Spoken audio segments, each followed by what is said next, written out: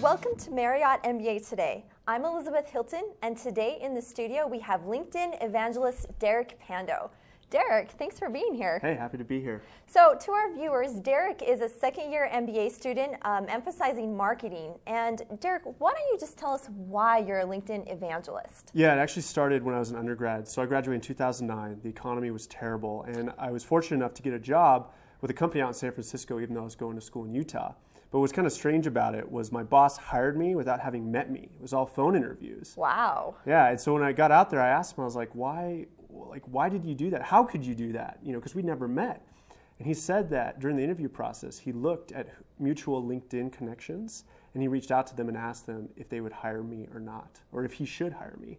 And that gave him enough confidence, and I guess enough yeses, to hire me without having ever met me. So after that experience, I really kind of saw the power of your professional network, especially through using LinkedIn. Yeah, well, that's great that you had so many quality connections there that he was able to reach out and they vouched for you. Yeah, that's awesome. It helped a ton, and I don't know if I would have gotten a job if I didn't. Okay, so LinkedIn works great for you, but why should everybody pretty much keep their LinkedIn profile up to date and really use that as a networking tool? Yeah, so these days most employers are going to Google you. They're going to look for some sort of online record of who you are.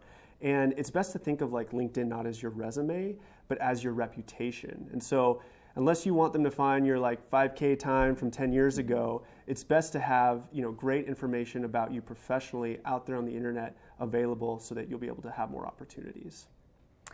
Okay, so why don't you just tell our viewers maybe some general tips they need to know about LinkedIn and a profile there? Yeah, so the first tip is really to have a great professional picture. If you see up on the screen, wow, you picked my picture. Yeah, I took a screenshot of Elizabeth's picture, but you can see that it's professional. It's not of you skydiving, it's not you with your family, it's just you in a professional setting. Okay, great. So professional picture, what would be your next tip? Yeah, so the next tip would be to make sure that you have all your work history up on your profile, to take the time to put all the different jobs that you've had. Here's an example of my internship. So I put not just like my job where I was working, how long, but I also embedded some presentations, some blog posts that I wrote, so that kind of going back to what I said earlier, it becomes your reputation, not necessarily your resume. It's like kind of like a portfolio almost. Wow, I never thought of it like that. So it's not just a resume, but it's actually my reputation. When they see my profile, they'll see who I am and they'll judge me based on that. Yeah, and what you can do. Wow. So I've often wondered work history. How far back should you go? I mean, I was a Wendy's old-fashioned hamburger worker at age 15. Should I put that on there? My recommendation is if it's relevant. Okay. Kind of over time, jobs that I had in high school or when I was an undergrad in college, I've taken off of my LinkedIn profile. But if you think it's relevant for what you're doing and what you want to do, then put it up there. Okay, sounds good. So what's the next tip? Yeah, so the next tip is to have a custom URL. So what this means is, here's an example from my profile. You can go to linkedin.com/in/Derek Pando and it'll take you directly to my profile. This helps for a couple reasons. One, it's a lot easier to share, right? If you want to email a link to your profile, it's a lot shorter than like a really long URL. The other thing it does is it helps Google find you so that Google can index the page, and when someone does a Google search for your name, your LinkedIn profile will be at the top of your list. So if I don't do a custom URL, it's just a bunch of numbers or something? Exactly. Okay. Exactly. So where do I go to do the custom URL? So LinkedIn has a couple different help sites. I would just type into Google how to do a custom URL in LinkedIn, and you'll find the help page that'll help you set it up. Yeah. Okay. What's your next tip?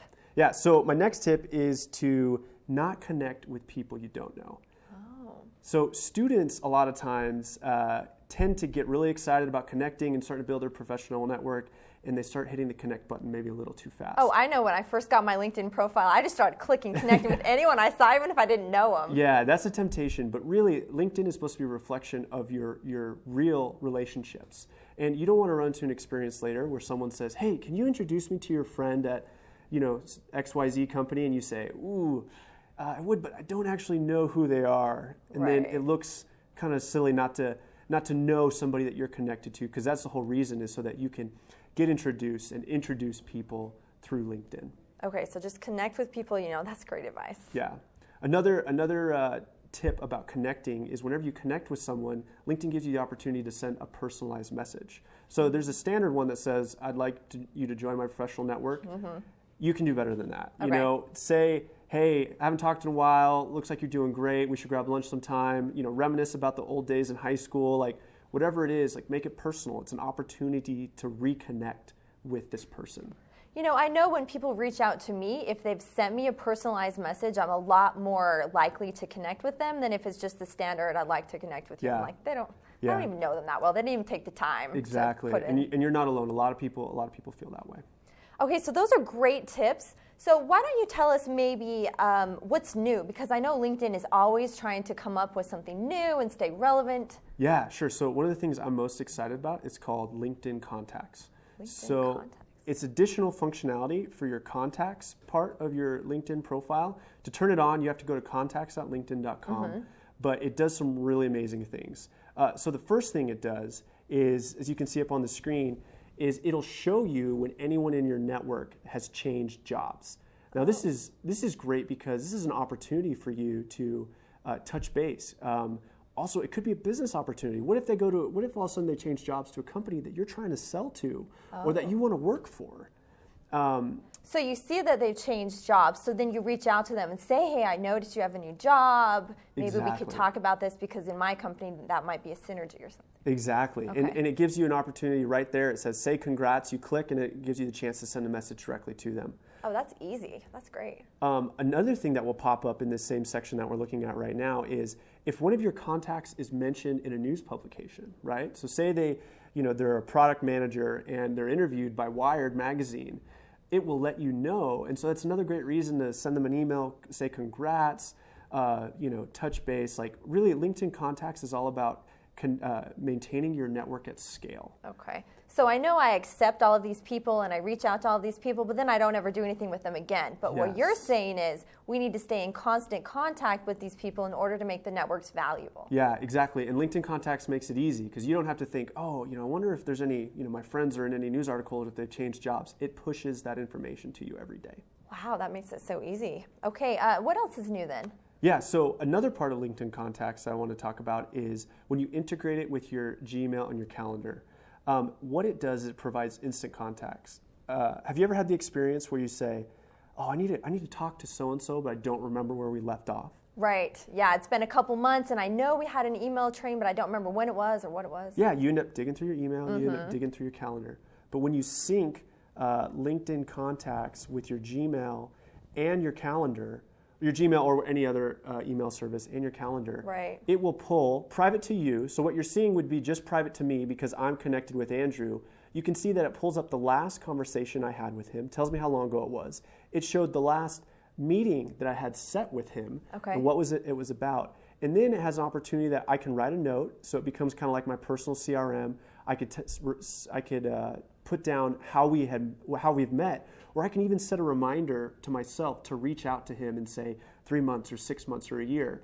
Again, it comes back to like trying to make it as easy as possible to maintain your relationships with your networks at scale. And this feature has been really made my life easy as I try to maintain contact with my ever-growing LinkedIn network. Wow, that's a great feature. I think I want to implement that in mine because it will make managing it so much easier. Are there any other tips you have or anything new? Just kind of going back to what I said at the beginning, think of it as your reputation. Think what you could put up there that can show people what you're good at, show them what you're interested in, and really become your online portfolio.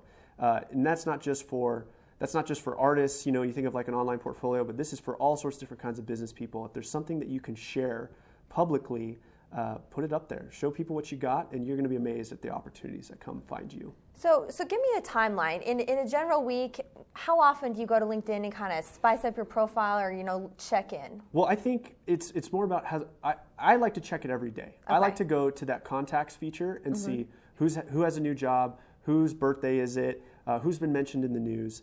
But in terms of updating it, I update it as often as I have something new. Whether I just completed an internship.